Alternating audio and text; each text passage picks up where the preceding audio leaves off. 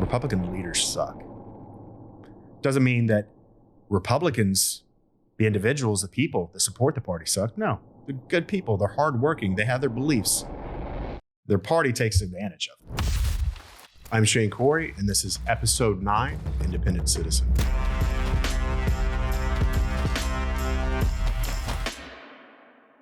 We've had a few weeks off. I had to get a procedure done on my nose because I got beat up in a high school fight, which today I'd be arrested.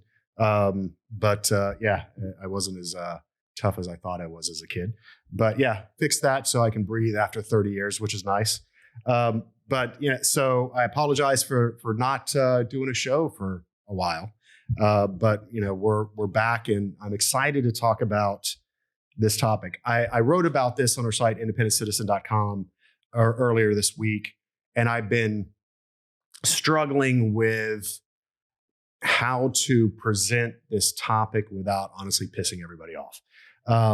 And the topic is the big lie, which if you follow Donald Trump on Telegram, if you've seen his new, it's really a blog, not even a sophisticated blog, from the desk of Donald J. Trump. You'll see that he posts several times a day. It's kind of like a repeat of his Twitter rants, with the majority of the focus on how the 2020 election was stolen from him. So over the weekend, he posted about the Kentucky Derby winner failing a drug test and the horse being a junkie, and somehow managed to tie that into him having the presidential election stolen from him. It's kind of impressive how he did that. But I think it was a week or two ago, he had a strange post and said that the 2020 election will forevermore be known as the big lie. Well, CNN and the leftist media have been using the big lie to describe what Trump and other Republicans have been doing in saying that the election was stolen. Trump's taken it to a different level. He's literally like Veruca Salt bitching about not getting her golden goose. Like, they stole the election from me every damn day. And it's annoying to me, not because of his poor behavior, which, look, he's Donald Trump. Yes, he's done good things as president with policy changes, but his personal behavior, come on, guys. Like, you can't condone that. Sure, a lot of people like that he beats up liberals and beats up anybody that attacks him. But in the end, a national leader needs to be a statesman, not a bully, not a comic, not somebody that's there for entertainment purposes. Their job is not to entertain the public. Their job is to protect the public and to protect our freedom, protect our liberty. That's not how you do it. But anyway, back to the big lie. So it started with the leftist media using that term, specifically the big lie, to describe what Donald Trump was doing. So Trump tried to flip it, which is kind of his MO, in that if he sees something that is effective against him, he tries to turn it around and uses against the opposition. So he started to use the big lie to describe the election. The irony of all this, especially the irony that this was started by Democrats, is that the actual term, the tactic of the big lie, it's nothing new.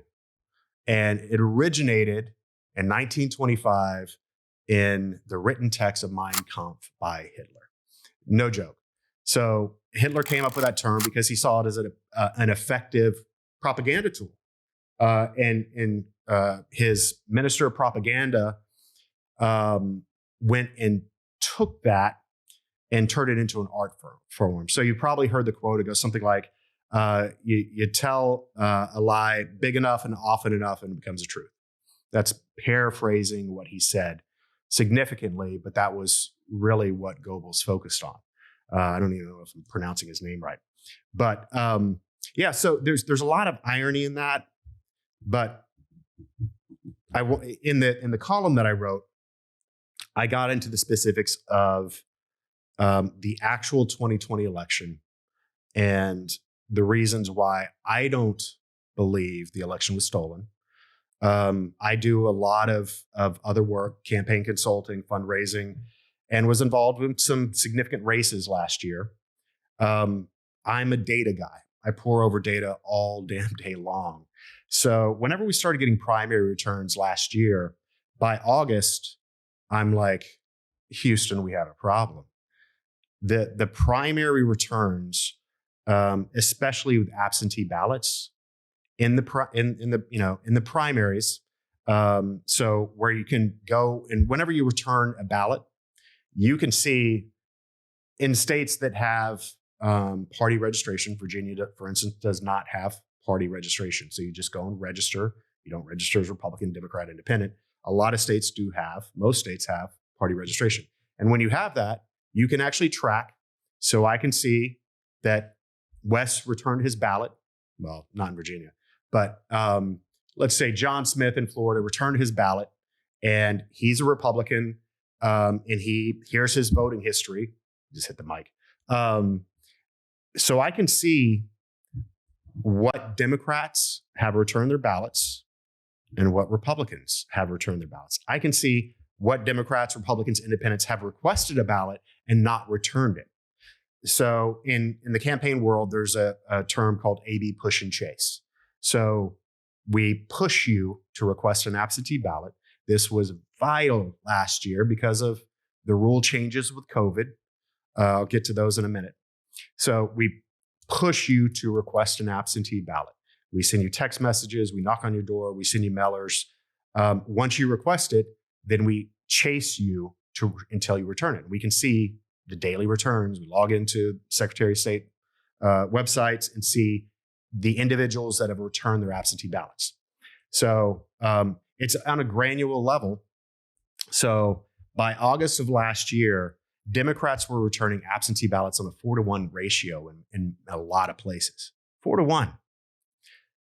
That is, the race is lost before Election Day in a lot of cases. So, that was a major red flag last year. And the reason it was so significant last year is because all but 7 states changed their absentee ballot rules, eased them to limit in-person voting because of the pandemic.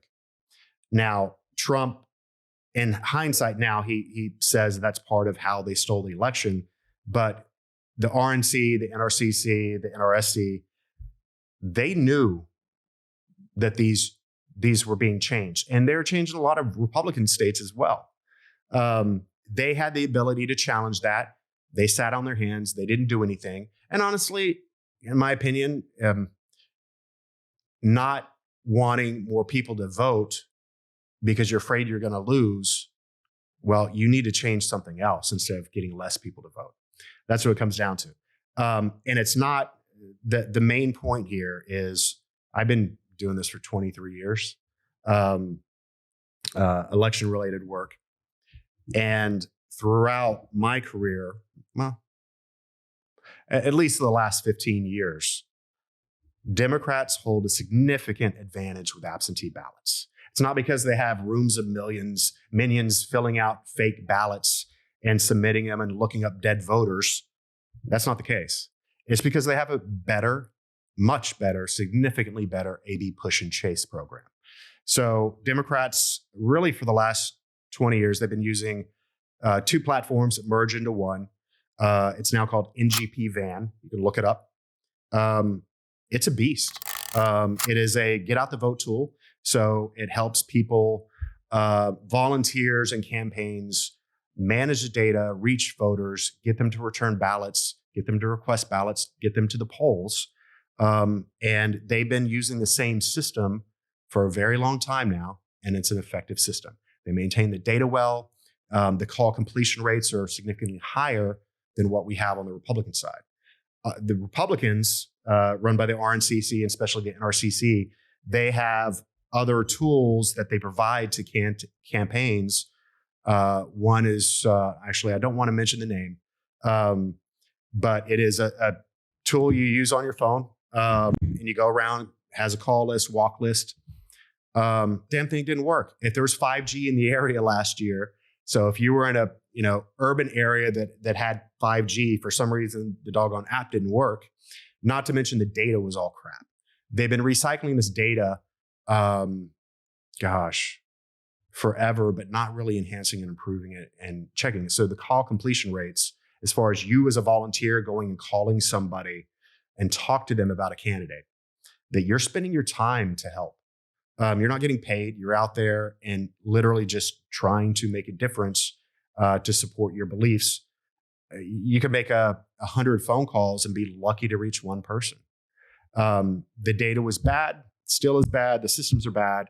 And then they go and mix it up every few years thinking they have this new bell and whistle that's going to help them out. And it's a complete and utter failure. Take a look at Mitt Romney's run for president. They had this GOTV tool that they spent a ton of money on. I forget the name of it now. Wes, do you remember that? I think I told you about that a while back. It totally crashed on election day. So it was useless. They didn't have anything to go out and coordinate, which is vital. It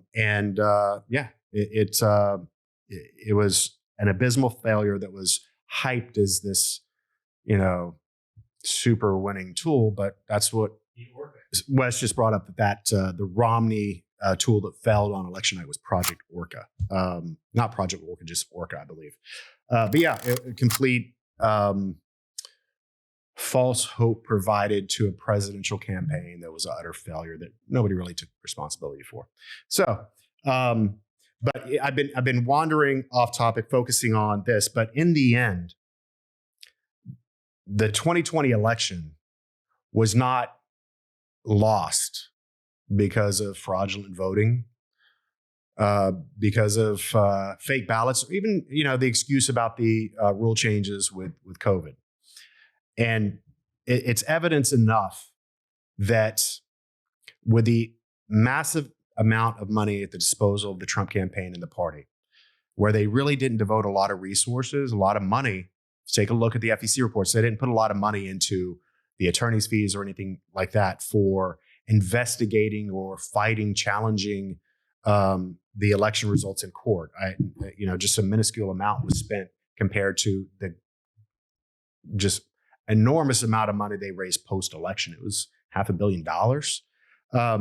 But the Trump campaign is either grossly incompetent for not being able to find the ballot fraud, or the ballot fraud did not exist.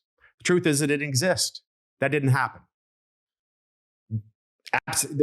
Voter fraud happens in every election, but not at the scale to overturn an election at a national level. That's happened arguably, the last time that happened was with JFK, where Chicago's corrupt Democrat Mayor Daley toyed with the votes and that, not to mention the ballot stuffing his JFK's father paid to union members. Absolutely. If we went back and investigated, and people have, you could say that election was stolen. This one was not.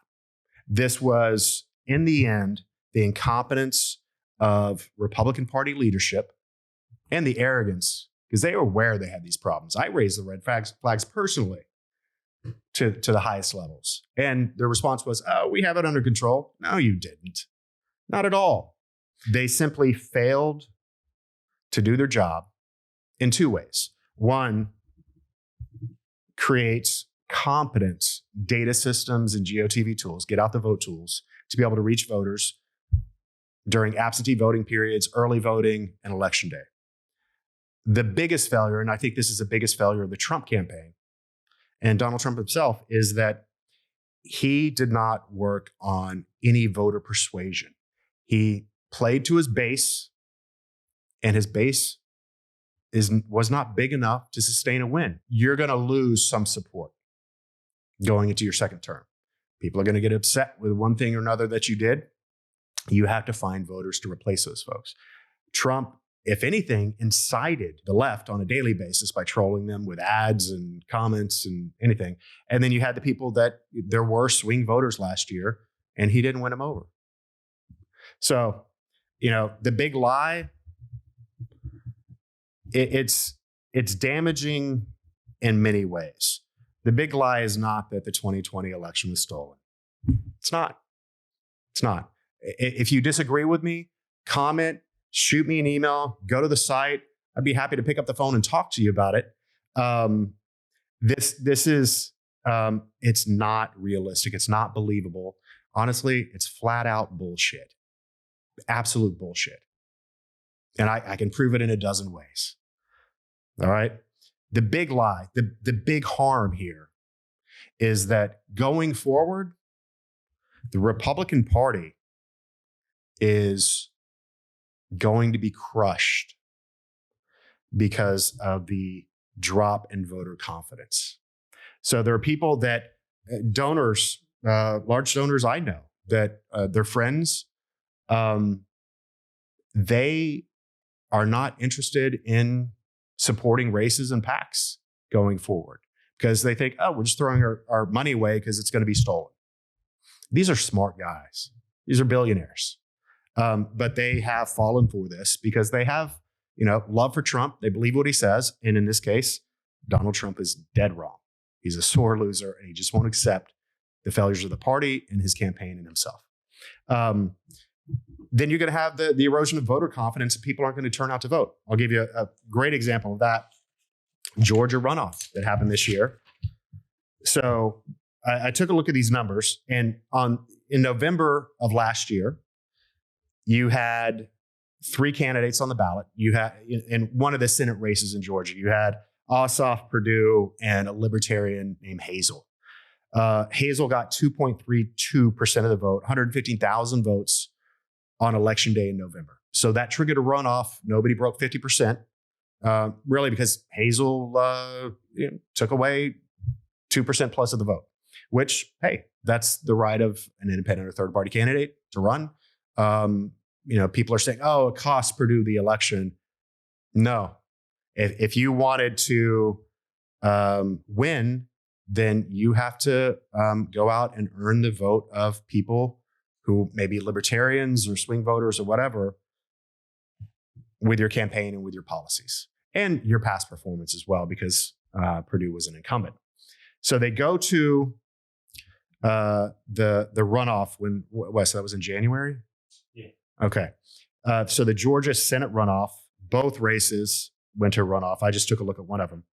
So compared to the general election to the runoff a few months later, you're always going to have fewer voters turn up when you go to a runoff because, look, everybody goes to vote in November. There's a ton of resources put into it, and you have higher voter turnout. In runoffs, you have significantly lower turnout.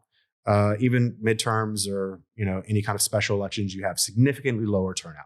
So you're automatically going to lose voters. So in that runoff, Ossoff, the Democrat, got 78,000 fewer votes than he did in the general election. Yeah, big loss, right? Keep in mind, only 2 candidates on the ballot. Hazel's off, so it's head-to-head, 50%, you're the winner, right? One of them is going to get more than 50%.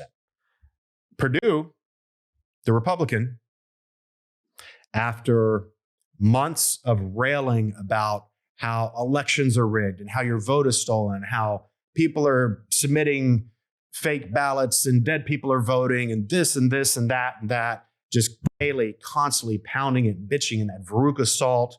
I didn't get my squirrel, Daddy. Give it to me now. If you've seen Charlie and the Chocolate Factory. Wes, have you seen both of those, the Johnny Depp version and the other one? Okay. All right. So it's Golden Goose and Squirrel. Both of them were good. But yeah, the constant diminishing the integrity of really our most sacred public right in voting, having that beaten down every day by the president of the United States, took a toll. Again, Ossoff, 78,000 fewer votes than the general. Perdue, 248,000 fewer votes in the runoff. And keep in mind, the people I was speaking with a Georgia Republican consultant yesterday about this, that was blaming the libertarians. So if those libertarians that are typically right-leaning, especially in Georgia, I know those folks, if they, with their candidate out, the libertarian candidate out, there's 115,000 votes to gain for the Republican, right? You'd think. Nope. So I'm sure some of those libertarians did switch their vote and voted for Purdue. I'm sure a handful voted for Ossoff as well. But in the end, Purdue lost 248,000 votes. And it wasn't from a lack of resources. It wasn't from a lack of fight by the campaigns. They both, Stacey Abrams had a significant role for the Democrats, of course, in Georgia. But in the end, Donald Trump lost that election in Georgia, both elections in Georgia, those runoffs, because he diminished the integrity of the vote. And that's not going away. Until Republican leadership is willing to boldly state that Donald Trump is dead wrong, they're going to lose election after election after election after election. They will do it in private. It's ironic. I got a teletown hall phone call from a Virginia congressman yesterday, and I listened on the line. Rob Whitman. I don't even live in his district, first congressional district in Virginia. And he was bold about it and said the election was not stolen in 2020 from Donald Trump. That did not happen. And he also said, no Republicans are saying that. Well, there's a really big Republican down in Mar-a-Lago that's saying that. So you're wrong about that. But he contradicted himself in that, the night of the call, they had earlier in the day voted to remove Liz Cheney for leadership. The main reason Liz Cheney was removed from leadership is because she challenged Donald Trump, did not toe the line regarding the stolen election nonsense. So we're going to remove Liz Cheney, who we said is a good person, but she's not forward looking. She's looking backwards. No, that's just lip service. So while Rob Whitman and a lot of Republicans in private will say, or semi-private, will say, no, the 2020 election was not stolen. When it comes to genuflecting to Donald Trump, they do it. I'm sure when they get in front of him and they go and do their golf trips at Mar-a-Lago, they're all, saying, yeah, that damn election was stolen from you. Those Democrats. But while what happened and what Trump has done is very unique, Democrats did set the stage for this in 2016. I don't think I mentioned that earlier in the episode, and I wanted to. After Hillary Clinton's loss, what do? They did it in a much more professional manner, but they blamed the Russians and blamed basically not necessarily hacking the vote, but illegal persuasion campaigns by Russians and the Russian government, Putin, you name it, which undermined the election, not necessarily voter integrity. I think they were well crafted in that nonsense because it was total nonsense. But they still did it. They promoted their own big lie, spent millions of dollars in taxpayer dollars in investigating their bullshit lie. I just hope the precedent isn't going to be set, and unfortunately probably will be, that every time a politician loses the race on the presidential level, they're going to claim some type of fraud. And that's the big lie. The truth is, our elections are pretty damn sound in America. Yes, there are opportunities for voter fraud, and there are prosecutions for voter fraud. They're small scale. There's not a lot of instances, and it is harder to catch, and people don't really look too hard into it. But it's never on that massive scale. That's easily proven just by going through and combing through the data like I did. You can go and see who actually voted, run a deceased check through a service, inexpensive, I've done it, and see how many dead people actually voted. Not too difficult. A number of other things can be done. So again, If you disagree with me, get in touch, leave a comment, and let's discuss this. But we have got to stop elevating the words of a person who's not telling the truth. We cannot continue to simply toe the line for a man who is upset because he failed an election and he had a campaign staff that wasted a ton of freaking money and didn't do a good job. We cannot continue to excuse a Republican Party that refuses to be professional in its operations and refuses to focus on its candidates. It's, you can't excuse that. That's what you're doing by promoting and believing that the 2020 presidential election was stolen. It wasn't. Look at the data. Just take a look. Look at the total lack of evidence, and don't buy the fake nonsense that's put out there. Actually look into that. If you see a list of people, dead voters, take the time to look them up. See how many are actually dead. You're going to get mismatches, things like that with, a few things. And we do have problems on our voter rolls, which I get those frequently. And you can see obvious problems. But in the end, I believe our elections are sound. And all we're doing is harming our movement and allowing Democrats to continue to hold the reins of power, further diminish our liberty, increase our taxes, do all the bad things that everybody complains that they're doing. But we're handing that to them because we're falling for bullshit from our own leadership. Republican leaders suck.